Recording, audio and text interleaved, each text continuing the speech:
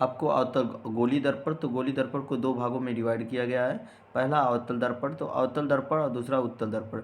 अवतल दर्पण की टोटल 6 कंडीशन रहेंगी जिसमें प्रतिबिंब का बना रहेगा, और उत्तल दर्पण की 2 कंडीशन रहेगी। अवतल दर्पण के द्वारा प्रतिबिंब की बनने की पहली कंडीशन है जब वस्तु अनंत पर स्थित हो तब। तो जब वस्तु अनंत पर स्थित होती है तो वस्तु से चलने वाली प्रकाश किरण दर्पण से परावर्तन के पश्चात फोकस से होकर जाती है, जिसका प्रतिबिंब जो होता है वह फोकस और वक्रता केंद्र के बीच या पहले ही बन जाता है। दूसरी हम लिखेंगे कि जब वस्तु अनंत पर वक्रता केंद्र के बीच स्थित होती है, जब वस्तु अनंत तथा वक्रता केंद्र के बीच स्थित होती है तब, जब वस्तु अनंत तथा वक्रता केंद्र के बीच स्थित होती है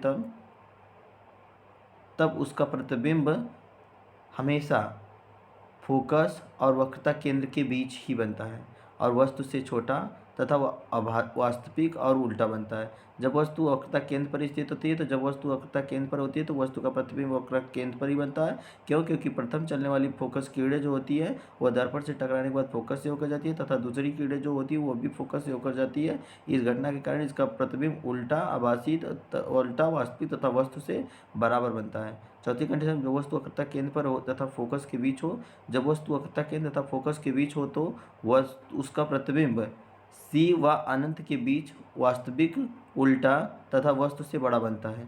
अगली कंडीशन, जब वस्तु फोकस पर हो तब, जब वस्तु फोकस पर होती है तब उस वस्तु का प्रतिबिंब सदैव, जब वस्तु फोकस पर होती है तब उस वस्तु का सदैव जो प्रतिबिंब होता है वो हमेशा अनंत पर बनता है। और कल्पना करते हैं कि यह अनंत पर बनेगा, वास्तविक और उल्टा तथा वस्तु से बहुत बड़ा बनेगा।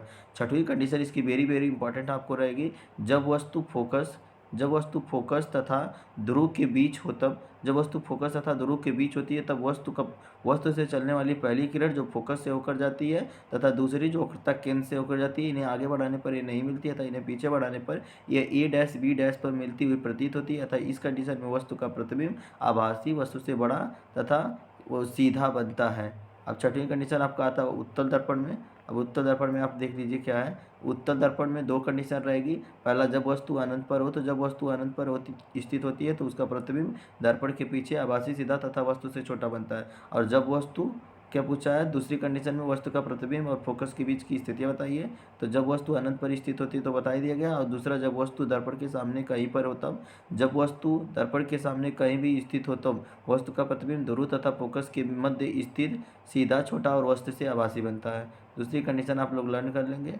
अगला है प्रकाश का अपवर्तन। तो प्रकाश का अपवर्तन में आप लिख सकते हैं, जब कोई भी प्रकाश किरणें एक माध्यम से दूसरे माध्यम में प्रवेश करती हैं तो अपने मान से विचलित हो जाती हैं या अपने पथ से विचलित हो जाने की घटना को ही प्रकाश का अपवर्तन कहते हैं। किताबी भाषा लिखना चाहते हो तो आप लिख सकते हैं कि जब प्रकाश किरण एक पारदर्शी माध्यम में प्रवेश करती हैं तो वह अपने मूल पथ से विचलित हो जाती है। इस घटना को प्रकाश का अपवर्तन कहते हैं। अपवर्तन के नियम, आपतित किरण, अपवर्तित किरण तथा आपतन बिंदु पर खींचा गया अवलंब तीनों एक ही तल में होते हैं।